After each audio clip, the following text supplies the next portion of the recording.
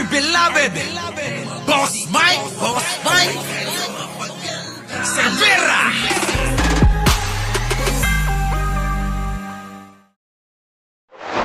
Eto na nga.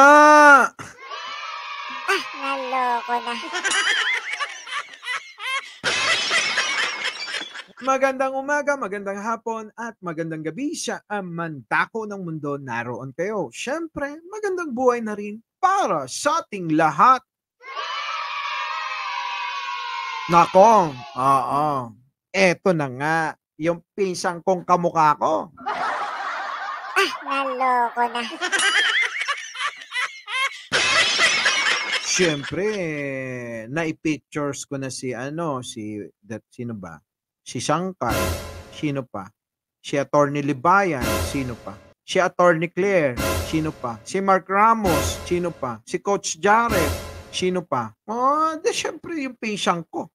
Kailangan i-pictures natin dito sa channel na to. Naloko na. Seselos eh. Diba? Takeru. Siyempre si Takeru yun. Takeru! Pasok! Naloko na. Pasok! Ano yung pinaglalaban mo? So, kamusta po mga ka-Streetwise? Ako po si Takeru Miyamoto at welcome po sa aking munting channel. So, mga kababayan, siguro sa mga naka-follow po sa akin, alam nyo naman po siguro yung pinaka-agenda po ng channel po na to. So, ang di ba, ang pinaka-topic po talaga natin dito is pro-government po tayo. Siyempre. Diba? Kung merong maling ginagawa, babatikusin po natin. Correct. Actually, isa ito sa mga binatikos ko dati, itong ginawa nga po ng PCSO. Yung ginawa po kasi ng PCSO dati, sino pa? Yung nanalo po sa kanilang grand prize sa jackpot, tinakpan po ng Pinotoshop. Yun, mali talaga yun. Pinaliwanag na yun, Ishan? Naloko na. Pinaliwanag na yun. Oo, kaya tinakpan. Ako nga, ayoko magpa-picture eh. Diba? Kalat na nga yung mukha natin dito sa social media. Papapicture pa tayo pag nanalo tayo sa loto? Baka mamaya, ma-jold up tayo. Naloko na. Sige, tuloy mo. Tapos sa pangyayari po na yan, itong si Rapi Tulfo, na which is, sa totoo lang, hindi ko naman talaga, hindi naman talaga sa ayaw ko kay Rapi Tulfo. Aminin mo na! Kunyari. Naloko na. Tira. Well, para sa akin, may mga bagay din naman na gusto ko kay Rapi Tulfo. Okay. Pero regarding po dito sa pag-grandstanding niya sa pag-grandstanding niya dito sa PCSO, nabubulshitan po talaga ako sa kanya dito. Talaga? Kasi alam naman po natin mga kababayan, ang laking damage po ng ginawa po ni Rapi Tulfo dito. Correct. Kasi nga alam nyo yung damage na yan, yung bang mawalan ng tiwala ang taong bayan sa pagtaya ng loto na napakaraming tinutulungan ng PCSO. Paano ngayon yan kung nalugi na ang PCSO dahil dyan sa ginawang damage nga daw ni Tulfo? Naloko na. Kasi ito alam ko maraming naniwala dito. Pero ngayon po, lumalabas po talaga na talagang bobo talaga tong tao na to. Hoy! Naloko na. Tama ba yung narinig ko? Bobo? Parang may narinig din akong ganyan eh. Yung bobo. Kaya lang hindi naman bobong bobo. Kundi yung bubo ka. Bulaklak. Di ba? Itong pisang ko tapang talaga eh, no? Naloko na. Kanina gusto mo eh. Tapos biglang tinawag mong bobo. Gulo mo. Regarding po dito sa issue na to. Ano sabi yan? kasi dito ni Rapi Tulfo, naglabas kagad siya ng balita. Hindi niya naman pala talaga naiintindihan pa. Inuna po yung pag-grandstanding sa media bago niya inintindi. So, ang mangyayari dito, nasira yung PCSO. Correct! Naloko na. Diba? Ayan nakalagay dyan, Betor na 20 beses nanalo sa loto sa loob ng isang buwan. Booking. Hindi nga, sa TV5, Betor na 20 beses nanalo ng jackpot sa loto. Naloko na. Ganon yung balita, insan. Diba? Para nga naman pag-usapan kahit magmukhang tanga. Naloko na. Boss Mike, ano yung tanga? Di mo alam, Anino? Hindi alam ni Anino. T-A-N-J-E. Tanga!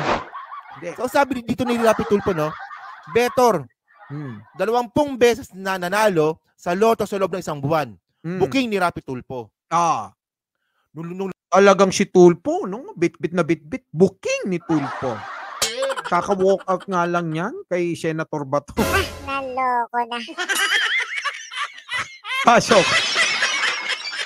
Lumabas tong balita na to, nabisit ako. Hindi Nabisit kay Rapi siya? Tulfo sa PCSO. Sa PCSO? Bakit sa PCSO? Bakit? Ba't hindi kay Tulfo? Si Tulfo lang naman yan. Ang nagsabi niyan. Bakit? Paliwanag mo. Sa PCSO ako nabisit. Kasi naniwala ako kay Rapi Tulfo dito eh. Sabi ko, Naniwala. walang yan naman tong PCSO na to, sabi ko. Oo nga, kung totoo yan. Grabe naman yun. Oo nga. 20 beses nanalo. Ay, Sa grabe. loob ng isang buwan. Oo nga. Pandaraya na yun. Tama. Di ba? Normal yun. Oo. Normal yun. Oo. Normal na, normal na reaction yun. Sige, tama. Paliwanag insan. Tuloy mo. Pero yun pala mga kababayan, ang nangyari pala dito, ano? hindi niya pala naintindihan. Ay, hindi naintindihan. Naloko na. Hindi niya naintindihan, Ishan? Oo, parang kay Cayetano, kay Pia, at saka kay Senator Bato, hindi naiintindihan yung pinagsasawsawan? Naloko na. Oo, sawsawero na hindi marunong umintindi, ganon? Naloko na. Sige, tuloy mo. Tuloy mo. So ngayon, dahil nga po sa balita na yan ni Rapi Tulfo, Yan kahit po si Coco Pimentel, naniwala din. So ito nung nilabas nga po yung balita na yan, nagsalita po si Coco Pimentel.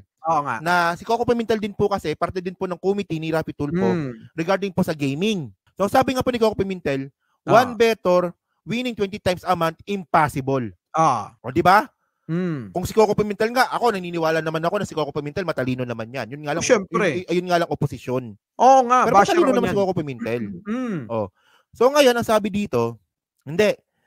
Oo nga, nagpaliwanag na nga si Romel Robles dito. Pero kanina kasi may hearing kayo. Oo nga, nagpaliwanag na. Naloko na. Hayaan mo yan. Hayaan mo yung nagko-comment, Ishan. Tuloy mo. Kanina. May hearing kanina dito. Palpak po si Rapi Tulfo dito. What do you call? Naloko na. Palpak. Bobo. Ano pa? Kasi Takero, grabe, no? Woy! Senator Tulfo, palpak bobo ka raw. Naloko na. Sige, tira, Takero. Binara siya mismo ni Coco Pimentel. Oo nga, napanood ko rin yung binara siya. Coco Pimentel mismo ang nagpaliwanag sa kanya ng mga nangyari. Oo nga. So, yun ang nakakatawa dito. Oo. So, pinagtawanan ng mga taong bayan. Isa ka na, isa na ako doon. Dalawa na tayo. Naloko na. Ewan ko kay Attorney Claire at kay Attorney Libayan kung nagtawa rin sila. Oy, kayo nanonood. Pinagtawanan din ba ni Attorney Libayan at saka ni Attorney Claire? Naloko na. Sabi dito, it's impossible for one person to win in the lottery 20 times in a month. Senate Minority Leader Coco Pimentel. Pimentel, who has a degree in mathematics from Ateneo de Manila University, made a remark after Senator Rapi Tulfo disclosed that a better name appeared to have won the lotto 20 times in 1 month, citing a list submitted by the PCSO. Okay, sabi ni Coco Pimentel, not heard about it yet. Well, get details first. Buti pa nga ito si Coco Pimentel. Oo nga. Get details first. Oo nga. But if that is the case, then that is not only improbable, but impossible, Pimentel said in the text message to reporters. Correct. So ngayon mga kababayan, ang ginawa ni Rapi Tulfo, sumagot nga po dito si si Mel Robles. Ano sabi? Okay na eh. Okay na. Yun nga lang mga kababayan. Hindi, pero dito agree ako dito. Alin? Dito agree ako dito. Kanino? Kasi po, ganyan po kapangit po yung sistema ng Pilipinas. Alin ba? Tayo po kasi bumoboto po tayo sa less evil. Sino? Ayan po yung kultura natin. Sino Pero nga? pag-usapan natin sa election po, less evil, mas less evil naman si Rapi Tulfo regarding kung kukumpara natin kay Sara Duterte. Talagang sumimple ka pa kay Sara Duterte, ha? Naloko na. Di mo alam kung kakampihan mo si Rapi Tulfo o kanina tinawag mo lang na na bobo eh. Naloko na. Di ba? Sige, tuloy. Agree dyan. Kaya sabi ko nga mga kababayan kung Sara Duterte o Rapi Tulfo lang naman yung tatakbong presidente sa 2028 election, dalawa lang pwede kong gawin. Ano yon? Iboto ko si Rapi Tulfo or wag akong bumoto. Naloko na. So ano pala, ha? May pag-asa pa palang boto mo si Senator Rapi Tulfo. Kahit na tinatawag-tawag mong tanga tuloy, ng bobo. Naloko na. Ako dalawa lang din. Oo, makikipag-date ako o matutulog ako maghapon. Naloko na. Di ba? Sige, tuloy. Yan. Tawa mo, so ngayon mga kababayan, si Coco na lang ang magpaliwag. Ayun nga nangyari eh. So ito, panoorin natin to game. Yan. So ito yung nangyari sa hearing kanina. Ano yan? Ang nangyari kasi dito mga kababayan. Ano nga? Pinipilit pa rin po talaga ni Rapi Tulfo na merong anomalya sa PCSO regarding nga po dyan sa 20 tao ang nanalo sa loob ng isang buwan.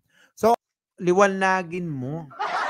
20 tao, 20 beses nanalo ang isang tao sa loob ng isang buwan ng jackpot. Jackpot. Naloko na. Nawala pala, insan. Sige, tuloy. Alam naman po natin to. Yung nangyari po talaga dito, kahit ako naintindihan ko na eh. Yung nangyari po dito, kung mas malaki po kasi yung panalo ng isang betor, ang ginagawa, hindi po sila pumupunta sa mismong opisina ng PCSO. Kasi nga malayo. Tama. So, ang ginagawa nila, pinapapalitan na nila ito sa mga outlet at yung ipaliwanag mo yan kay Tulfo.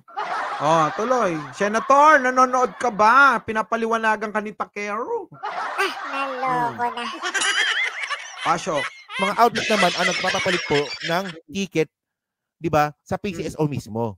So ngayon ang lalabas noon, ang claimant, yung outlet mismo. Correct. So ngayon mga kababayan, ang punto natin dito, palpak po yung sinabi ni Rapi Tulfo. Ako, palpak pala.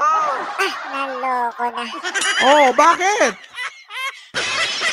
Bakit palpak, Takero? Na 20 beses na nanalo sa loob po ng isang buwan. Palpak. Ang nangyari dito mga kababayan, nasira yung PCSO sa walang kwentang bagay dahil po sa grandstanding nga po ng bobong Rapi Tulfo na yan. Hala, nakailang bobo ka na. Naloko na. So, ibig mong sabihin, sinira ni Rapi Tulfo ang PCSO na maraming tinutulungan? Siya kapalpakan niya? Naloko na. Parang gusto ko na sumang-ayon sa'yo, insan Naloko na. Diba? Parang lang.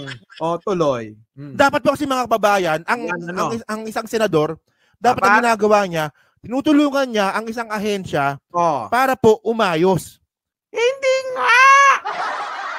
Hindi siya marunong ng tumulong ng ganon. Kailangan niya ng Naloko na. Pansin. Kailangan pansin siya. Naloko na. Diba? Ganun yun. Tuloy. Ayun dapat ang trabaho ni Rapi Tulfo dito. Nga.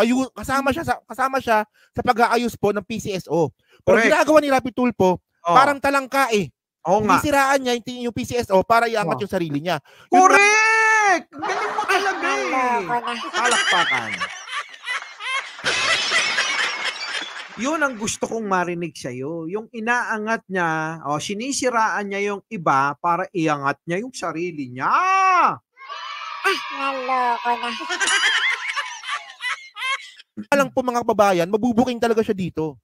So ito, no, dahil nga po sa palaging hindi maintindihan, panoorin nyo na lang yung pinaka-full video nito. Kasi kaninang umaga lang to eh. Dahil nga po sa hindi maintindihan ni Raffy Tulfo, yung paulit-ulit na paliwanag po ng PCSO, ngayon ang ginawa ngayon dito, si nagpaliwanag, si Coco Pimentel na. Ibig sabihin Si Coco Pimentel, ibig sabihin, hindi talaga makaintindi si Senator Tulfo?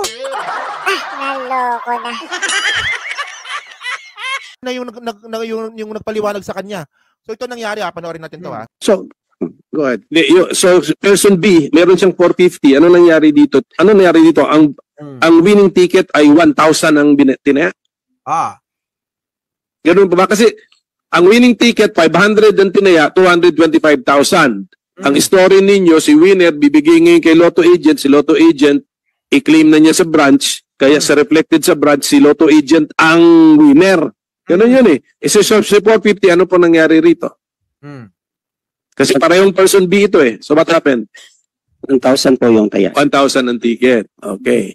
So, Mr. Chairman, ganun na nangyari. May nagbet na ng 1,000 sa area na yon, nanalo siya. Oy, Tulfo, makinig ka kay Senator Coco! Naloko na. Pinapaliwanagan ka! Naloko na. Wag mong deadmahin. Diba? Hindi tatanggap yan si Tulfo ng pagkakamali. Siyempre, genius daw, sabi ni Attorney Libayan yan eh. Naloko na. Genius! Naloko na. Tuloy natin. Hoy, Takero pinagtatawanan mo si Senator Tulfo, mauoblo ka niya. Ayaw niya ng pinagtatawanan. Ayaw. Sige, tuloy. Ulit sa 3D Lotto and then ulit sinabi niya kay Lotto Agent, paki-claim ito. Si Lotto Agent ay hindi pumunta na sa branch office sa Manila na pumunta kasi lampas na sa limit. Tama? Tama.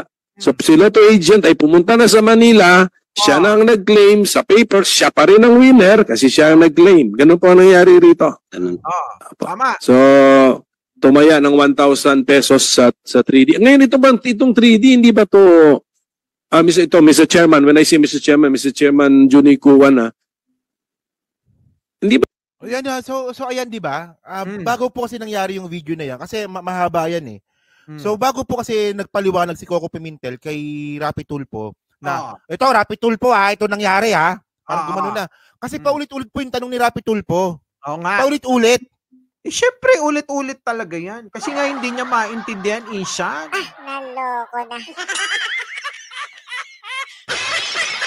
Siyempre, kung naiintindihan niya yun, isang salita lang, isang tanong lang, isang sagot lang, gets niya na, di ba? Naloko na. Napansin siguro ni Senator Coco, etong si Chairman, hindi naiintindihan. Naloko na. Hindi naiintindihan. Ayaw, nang tinamo niya, Insan. Kaya, si Senator Coco na lang to the rescue. Para nga naman, hindi masyadong ma-obvious na, sabi mo kanina. Naloko na. Kakanta ko. Bubuka ang bulaklak, isasara ang bulaklak. So, anyways, mga boss, huwag na nating tapusin. Ayun na nga, mga kababayan. So, mahirap din siguro maintindihan ni Senator Tulfo yung mga paliwanag ng iba ba niyang constituent dyan sa Senado, no? Para, minsan kasi, alam nyo, sa sobrang galit ngit-ngit o ano pa man, yung nasa ating puso, lahat mali Kahit na tama na, kahit na nakikita na nating tama, minsan para sa atin mali pa rin. Naloko na. Pero alam nyo, no, sana,